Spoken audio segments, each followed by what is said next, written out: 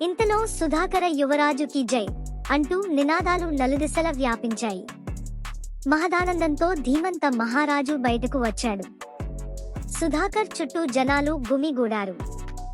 అతని చుట్టూ ఎవరో కొంతమంది కొత్త వ్యక్తులు ఉన్నారు. అంత దూరం నుంచి సుధాకర్ చెయ్యి ఊపుతూ మామయ్య ధీమంతుని వద్దకు వచ్చి పాదాభివందనం చేశాడు. క్షేమంగా వచ్చావా నాయనా? నీ గురించి 1000 కళ్లతో ఎదురు చూస్తున్నాను అన్నాడు ధీమంతుడు. నీ దయవల్ల క్షేమంగానే వచ్చాను మామగారు. గుప్త యోగి అడిగిన ప్రశ్నలకు సమాధానం తెలుసుకునే వచ్చాను.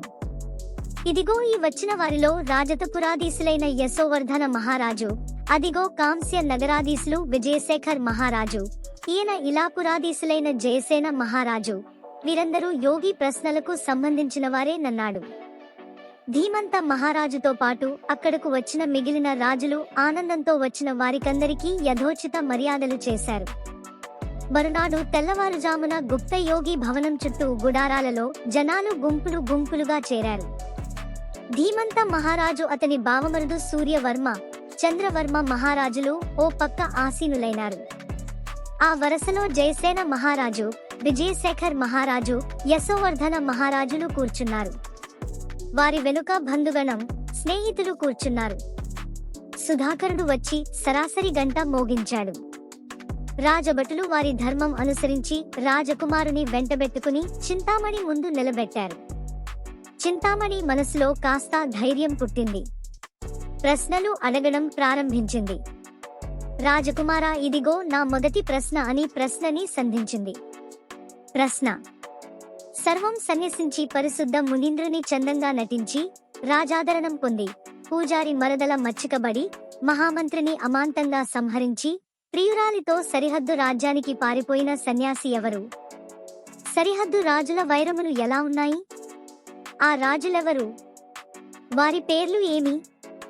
చింతామణి: ఇది జరిగింది ఇలా. నగరంలో జయసేన మహారాజుని నమ్మించి స్వాములువారిగా నటించి తిరువేంగగామాంబని మచ్చిక చేసుకుని మహామంత్రిని చంపి అవంతిపురం చేరి తన ప్రియురాలిన తిరువేంగమాంబను హత్య చేసి అనంతరం కాంస్య, రజత నగరాలలో ఇటువంటి దుర్మార్గాలే చేసి వచ్చిన సన్యాసే మీ గుప్త యోగి. సరిహద్దు రాజులు సఖ్యముగానే ఉన్నారు. ఆ రాజులైన జయసేన, గణపతి సింహ మహాప్రభులు ఇక్కడనే ఉన్నారు. ఇక నీ రెండవ ప్రశ్న అన్న సుధాకరుని రెండవ ప్రశ్న అడిగింది చింతామణి. ప్రశ్న: తన నుండి రక్షణ పొందిన రాజుకు విశ్వాస పాత్రునిగా నటించి వారి చెరసాల యందున్న శత్రు రాజ దంపతులను బందీల నుండి తప్పించిన తరువాత వారిని విడదీసి రాణి పొందుగోరి మోసపోయిన యోగేంద్రుడు ఎవరు? అతను ఇప్పుడు ఎక్కడ ఉన్నాడు? తిరిగి ఈ రాజదంపతులు కలుసుకున్నారా? ఇప్పుడేమి చేయుచున్నారు?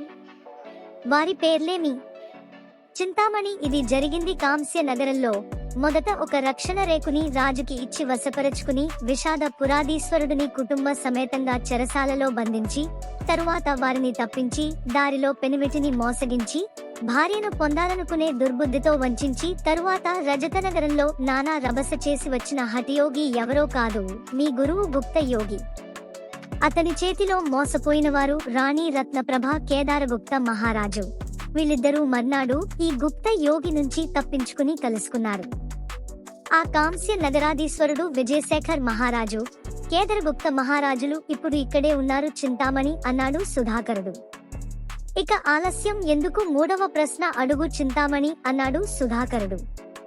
ప్రశ్న: పెండ్లి సందడిలో ప్రవేశం కల్పించుకుని ఆ రాజును వంచించి ఆలయ పాలకులై యుండి నమ్మి సేవించిన రాజును వాని కుమారులను మోసముతో బందీలను గావించి పరాయి రాజులతో చెయ్యి గలిపి మొదటి రాజు సింహాసనము నాశ్రయించిన సాహసి ఎవరు?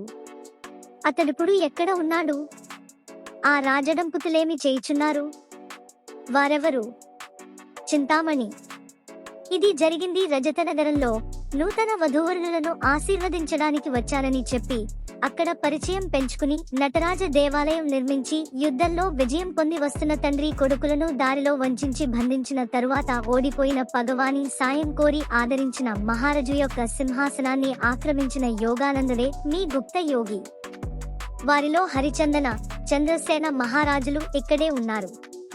సుధాకరుడు సమాధానాలన్నీ చెప్పాడు. అంతవరకు అక్కడ ఉన్న గురువుగారి వంక చూసింది. ఆయన అక్కడ లేరు.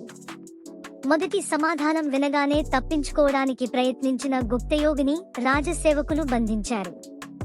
పట్టుకున్న సేవకులను బెదిరించి చూశాడు, డబ్బు ఇచ్చి చూశాడు. కాని వాళ్ళు లొంగలేదు. కాళ్ళు చేతులు కట్టి బంధించిన గుప్తయోగిని ధీమంత మహారాజు తన కరవాలంతో నరకబోయాడు. దొంగ సన్యాసి పళ్ళు ఓడగొట్టి, తల గొరిగించి, సున్నపు బొట్లు పెట్టించి, మెడలో చెప్పుల దండ వేసి వీధి వీధిలో ఊరేగించమని చెప్పి పంపించాడు. గాడిద నెక్కి ఊరేగుతున్న గుప్తయోగిని చీపురులతో కొడుతూ, పేడ నీళ్లు కొట్టి రాజ్యం నుంచి వెళ్ళగొట్టారు. సుధాకరునకు, చింతామణికి అంగరంగ వైభోగంగా వివాహం జరిగింది. సుధాకరుడు వజ్రపురానేకే కాకుండా పెద్ద తండ్రి గారి రాజ్య నగరమైన ఉన్నైనితో పాటు మామగారి మరుద్వితి నగరానికి కూడా ప్రభువయ్యాడు. మరుద్వితి నగరంలో సుధాకరుడు పట్టాభిషేకం జరిగింది. ప్రజలు, రాజులు, మిత్రులు ఎంతో సంతోషంతో సుధాకరుని, చింతామణిని దీవించారు.